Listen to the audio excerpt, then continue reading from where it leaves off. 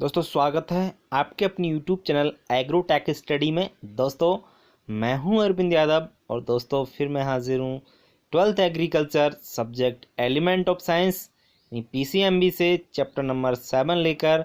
और चैप्टर का नाम है हाइड्रोकार्बन।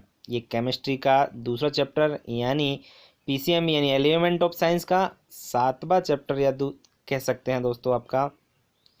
इसमें हम आपको आज बताएंगे हाइड्रोकार्बन से संबंधित जो प्रश्न आपके एग्जाम में बनते हैं उनके बारे में हम चर्चा करेंगे। दोस्तों अगर आप हमारे यूट्यूब चैनल पर नए हैं तो चैनल को सब्सक्राइब जरूर कर लीजिए। दोस्तों देर न करते हम इस वीडियो की शुरुआत कर लेते हैं। चैप्टर नंबर 7 है दोस्तों और चैप्टर का नाम है हाइड्रोकार्बन। इससे 3 नंबर का क्वेश्चन पूछा जाता है। 3 नंबर का हम क्वेश्चन किस तरीके से पूछा जाएगा हम उसके बारे में चर्चा कर लेते हैं। दोस्तों सबसे पहला है मीथेन गैस या इसको मार्स गैस के भी नाम से जाना जाता है, उसके भौतिक गुण एवं उपयोग लिखिए। दोस्तों मैंने 2 क्वेश्चन को एक ही प्रश्न में जोड़ दिया है। 2 क्वेश्चन इससे बनना है, एक तो उपयोग बनना है मीथेन गैस के, दूसरा भौतिक गुण। सबसे पहले हम अध्ययन करते हैं उसके भौतिक गुण का। मीथेन गैस के भौतिक गुण निम्नलिखित हैं। सबसे पहला है यह रंगहीन, स्वादहीन, गंधहीन गैस होती है। जो मीथेन गैस होती है वो रंगीन, इसका कोई कलर नहीं होता, स्वाद इसका कोई टेस्ट नहीं होता, गंध यानी इसकी कोई आपकी स्मेल नहीं आती है। ध्यान रखें दोस्तों, रंगहीन, स्वादहीन एवं गंधहीन गैस होती है मीथेन। दूसरा यह वायु से हल्की होती है। आपकी मीथेन गैस जो होती है ना, जो वायु होती है ना, उससे हल्की होती है। ध्यान रखें, हल्की का मतलब उसमें इतना वजन नहीं होता।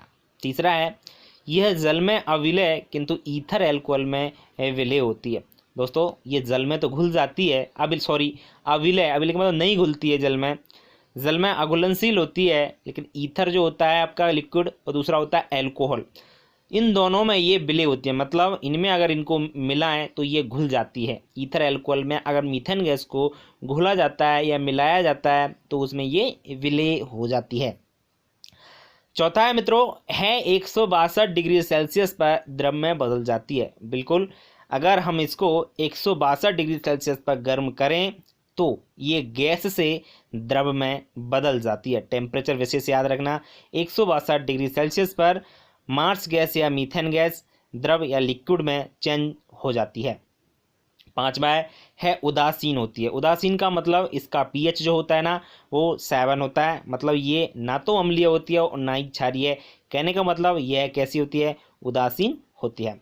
6वां है दोस्तों, यह ज्वलनशील गैस है। कैसी गैस है, ज्वलनशील का मतलब होता है इसमें आग लग जाती है। मतलब इसका प्रयोग हम लोग जलाने के लिए किसी को आप कह सकते हो, इससे प्रकाश उत्पन्न करने के लिए ईंधन के रूप में इसका प्रयोग करते हैं। तो कह सकते हैं ये कैसी गैस होती है, ज्वलनशील गैस होती है। ये इसके गुण हैं दोस्तों। क्या है इसके गुण हैं आपके मीथेन गैस के, जो कि बहुत महत्वपूर्ण है, पूछे जाते हैं कई बार। अब बात करते हैं इसके उपयोग की। सबसे पहला है दोस्तों ईंधन के रूप में इसका प्रयोग किया जाता है। जैसे ज्वलनशील गैस है तो इसका उपयोग किसके रूप में किया जाता है, ध्यान रखें, ईंधन के रूप में मीथेन गैस का उपयोग किया जाता है, जलाने के लिए, लैंप आदि जलाने के लिए या आप कुछ भी जलाने के लिए कह सकते हैं। दूसरा दोस्तों हाइड्रोजन गैस के निर्माण में उपयोग किया जाता है। हाइड्रोजन गैस के निर्माण में भी आप मीथेन का उपयोग किया जाता है। तीसरा बात कर लेते हैं क्लोरोफॉर्म तथा कार्बन टेट्राक्लोराइड बनाने में भी इसका उपयोग किया जाता है। ध्यान रखें, क्लोरोफॉर्म जो दवा होती है आपने देखा होगा, ये भी गैस होती है क्लोरोफॉर्म, तथा कार्बन टेट्राक्लोराइड जो आती है, इन दोनों को बनाने में भी मीथेन का प्रयोग किया जाता है। लास्ट है दोस्तों, छापे खाने की जो स्याही होती है उसको बनाने में भी मीथेन गैस का उपयोग किया जाता है। ध्यान रखें, छापे खाने की स्याही जिससे जो लिखा जाता है वो स्याही होती है ना, वो आपके कागजों पर छापने वाले छापे में जो प्रयोग की जाती है उसको बनाने में भी मार्स गैस या मीथेन गैस का उपयोग किया। दोस्तों ये क्वेश्चन बहुत ही महत्वपूर्ण है, 2 क्वेश्चन इससे बन रहे हैं। अब बात करते हैं आगे। नेक्स्ट क्वेश्चन है दोस्तों इथिलीन है, इसमें था में छोटी की मात्रा लगेगी। इथिलीन गैस के भौतिक गुण एवं उपयोग लिखिए। एथिलीन गैस के वही भौतिक गुण उपयोग, मतलब वो मीथेन गैस है, एथिलीन गैस है।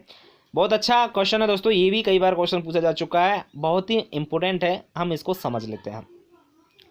सबसे पहला है यह रंगहीन, हल्की, मीठी गंध वाली गैस होती है। ये रंग इसका कलर तो नहीं होता, लेकिन हल्की मीठी इसकी गंध आती है। कैसी आती है, हल्की मीठी सी थोड़ी सी गंध वाली ये गैस आती है इसकी।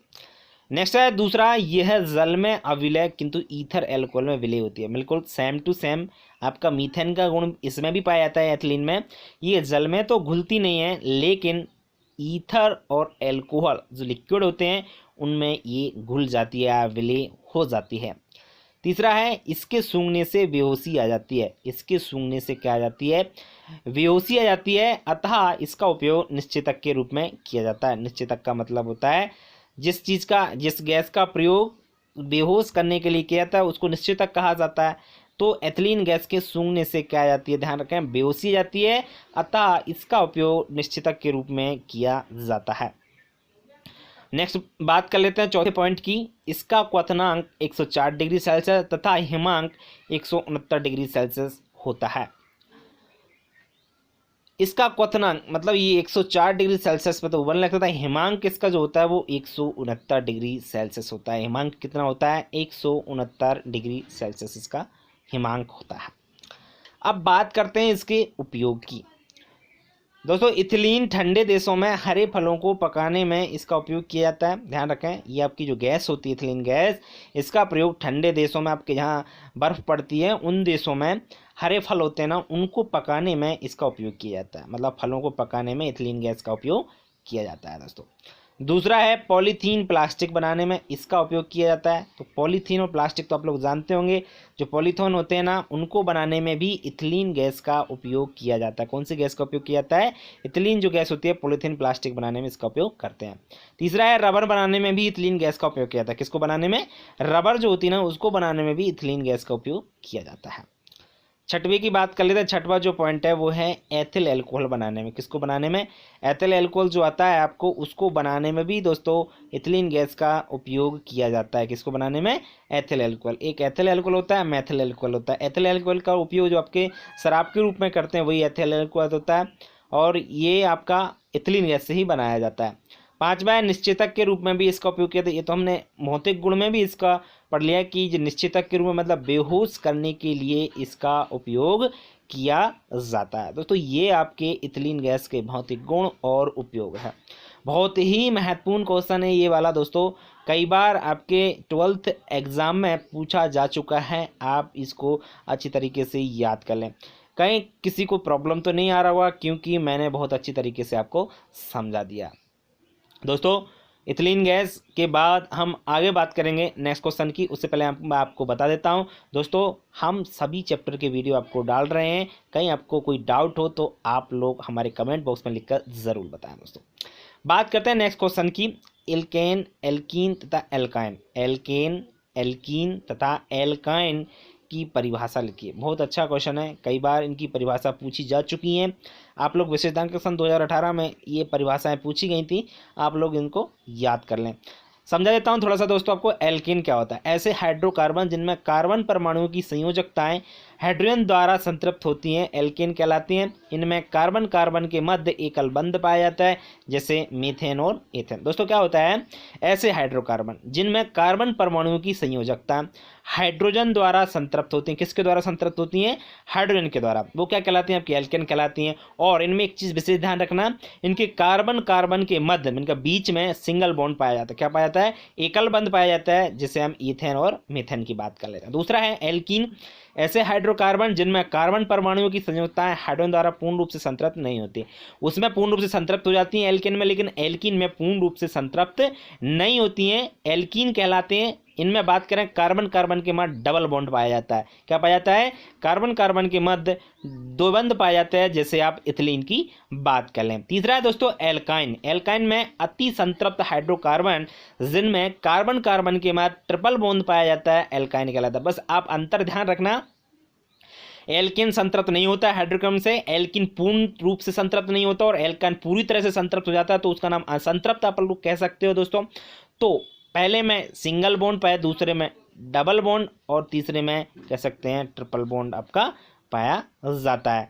एल्केन, एल्कीन और एल्काइन तीनों जो आपके दोस्तों इनकी परिभाषा है बहुत सिंपल भाषा में है। बॉन्ड का विशेष ध्यान रखना है, कार्बन कार्बन के जो बॉन्ड है उसी के अनुसार इनकी जो परिभाषाएं दी गई हैं। दूसरा आप ध्यान रखना संतृप्त, क्योंकि परमाणु की संयोजकता हाइड्रोजन द्वारा संतृप्त होती है एल्कीन में। एल्कीन में आपका पूर्ण रूप से नहीं होते, कुछ मात्रा में हो जाती है, लेकिन पूर्ण रूप से संतृप्त नहीं होती है, और कार्बन कार्बन के बाद डबल बॉन्ड पाया जाता है। तीसरी बात की आपने एल्काइन की, तो एल्काइन में अति संतृप्त हाइड्रोकार्बन होते हैं जिनमें कार्बन कार्बन के में ट्रिपल बॉन्ड पाया जाता है और ये आपका एल्काइन कहलाते हैं। क्या कहलाते हैं? आपके एल्काइन कहलाते हैं। अब बात करते हैं हम दोस्तों नेक्स्ट क्वेश्चन की।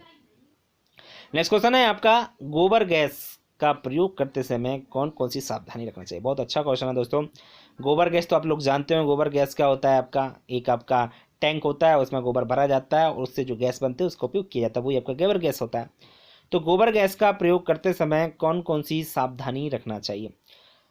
निम्नलिखित सावधानी आपको रखना है। सबसे पहला है गैस का प्रयोग प्रतिदिन करना चाहिए। गैस का प्रयोग प्रतिदिन करना चाहिए। जो आपका गोबर गैस है उसमें जो गैस बन रही है ना, उसका प्रयोग दोस्तों प्रतिदिन करना चाहिए।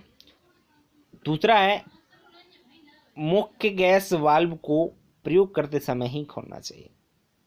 मुख्य गैस जो वाल्व होता है ना, उसको प्रयोग करते समय खोले, आगे पीछे पहले नहीं खोलना चाहिए, क्योंकि गैस निकल करके प्रॉब्लम हो सकती है। इसलिए मुख्य गैस वाल्व को जब आप यूज कर रहे हो गैस का, तभी उसका उपयोग करना चाहिए। तीसरा दोस्तों, माचिस की तीली जलाने से पहले बाल्ब नहीं खोलना चाहिए। बिल्कुल माचिस की तीली को जलाने से पहले बाल्ब जो लगा रहता है ना, उसको खोलना नहीं चाहिए।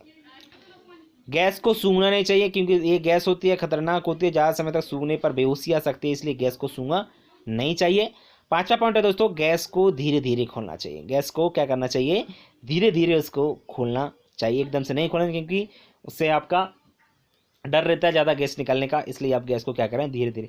ये आपको सावधानी रखनी है गोबर गैस का प्रयोग करते समय। अब बात करते हैं नेक्स्ट क्वेश्चन दोस्तों, गोबर गैस संयंत्र के लाभ लिखिए। गोबर गैस जो संयंत्र होता है उसके क्या लाभ है? सबसे पहला पॉइंट है दोस्तों, निम्नलिखित लाभ सबसे पहला है प्रदूषण रहित धुआं रहित ईंधन प्राप्त होता है। बिल्कुल सबसे इंपॉर्टेंट पॉइंट है कि फिर उसमें प्रदूषण नहीं होता है और धुआं आता नहीं है, इसलिए धुआं रहित ईंधन उसको प्राप्त होता है। दूसरा है उत्तम खाद प्राप्त होती है। बिल्कुल, क्योंकि गोबर सड़ जाता है उसके बाद उत्तम खाद प्राप्त होती है, जिससे फसल की पैदावार अच्छी होती है। बिल्कुल दोस्तों, क्या होता है, क्योंकि जो खाद सड़ जाती है, सड़ने के बाद उसका आप लोग प्रयोग करते हो, फील्ड में जब प्रयोग किया जाता है तो उससे जो फसल होती है उसकी पैदावार बहुत अच्छी होती है। तीसरा है पशुओं के मलमूत्र एवं अनुपयोगी चारे का सदुपयोग हो जाता है। बिल्कुल, पशुओं का जो मलमूत्र होता है उसको गोबर गैस संयंत्र में डालने के बाद सड़ जाता है और अनुपयोगी चारा भी बचता है, तो उसको भी साथ में डाल दिया जाता है, जिसका उसका सदुपयोग हो जाता है। चौथा है घर का वातावरण स्वच्छ रहता है, जिससे परिवार के सदस्यों का स्वास्थ्य भी अच्छा बना रहता है। बिल्कुल दोस्तों, घर का वातावरण कैसा बना रहता है? स्वच्छ रहता है, जिससे परिवार के सदस्यों का स्वास्थ्य भी कैसा बना रहता है? अच्छा बना रहता है, क्योंकि गंदगी जो पूरी तरह से होती है आपकी किस में डाल दी जाती है? आपकी गोबर गैस संयंत्र की जो टैंक होता है उसमें डाइजेस्टर में उसको डाल दिया जाता है, जिससे परिवार के सदस्यों को स्वास्थ्य भी कैसा बना रहता है? अच्छा। पांचवा पॉइंट है दोस्तों, गोबर गैस प्राप्त होती है जिसका घर तथा गलियों में प्रकाश लैंपों का उपयोग किया जाता है। बिल्कुल, जो गोबर गैस प्राप्त होती है उसका प्रयोग हम लोग घर तथा गलियों में प्रकाश के रूप में भी कर सकते हैं, लैंप भी हम उससे जला सकते हैं। जो भी यहाँ आपको प्रकाश जलाना, वहाँ पर हम लोग प्रकाश भी मतलब प्रकाश के रूप में भी हम गोबर गैस का उपयोग कर सकते हैं। दोस्तों गोबर गैस संयंत्र से मैंने 3 क्वेश्चन लिए हैं, 1-2 तो मैंने आपको समझा दिए, तीसरा क्वेश्चन और मैं आगे बताऊंगा आपको।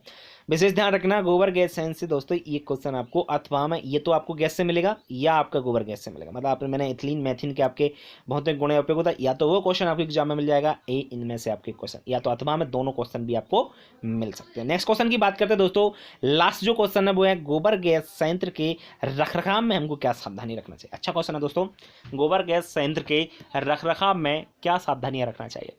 तो निम्नलिखित हमको सावधानी रखना चाहिए दोस्तों। सबसे पहला है डाइजेस्टर में से गैस रिसाव नहीं होना चाहिए। डाइजेस्टर का मतलब जो होता है आपका जो गैस बनती है और टैंक से बाहर निकल के डाइजेस्टर बना रहता है, उसमें आपको गैस एकत्रित होता है, तो उसमें से गैस को बाहर नहीं निकलना चाहिए, मतलब रिसाव नहीं होना चाहिए। दूसरा है दोस्तों, गैस होल्डर के जोड़ों से गैस लीक नहीं होना चाहिए। गैस होल्डर जो होते हैं वहाँ से गैस लीक बिल्कुल नहीं होना चाहिए। तीसरा है गोबर गैस को सूंघना नहीं चाहिए। तो मैंने आपको पहले ही बता दिया कि गोबर गैस जो है ना उसको सूंघना नहीं चाहिए, ज़्यादा समय तक सूंघने से बेहोशी हो सकती है दोस्तों। चौथा है डाइजेस्टर के अंदर किसी भी व्यक्ति को उतारना नहीं चाहिए। डाइजेस्टर जो होता है आपका टैंक होता है, उसमें किसी भी व्यक्ति को नहीं उतारना चाहिए, क्योंकि उसमें गैस रहती है जिससे नुकसान हो सकता है, किसी व्यक्ति को प्रॉब्लम हो सकती है। दोस्तों ये थे आपके गोबर गैस संयंत्र के रखरखाव में क्या क्या सावधानियां रखना चाहिए, वो सावधानियां जो कि बहुत महत्वपूर्ण है। दोस्तों आज के लिए इतना ही। मैंने आपको आज 5 से 7 क्वेश्चन जो पढ़ा है वो बहुत ही महत्वपूर्ण है और आपके एग्जाम में बहुत ही मायने रखते हैं दोस्तों। ये क्वेश्चन आपको कई बार पूछे जा चुके हैं और नेक्स्ट टाइम भी पूछे जाएंगे, आप लोग इनको बस समझ के याद करते चलिए।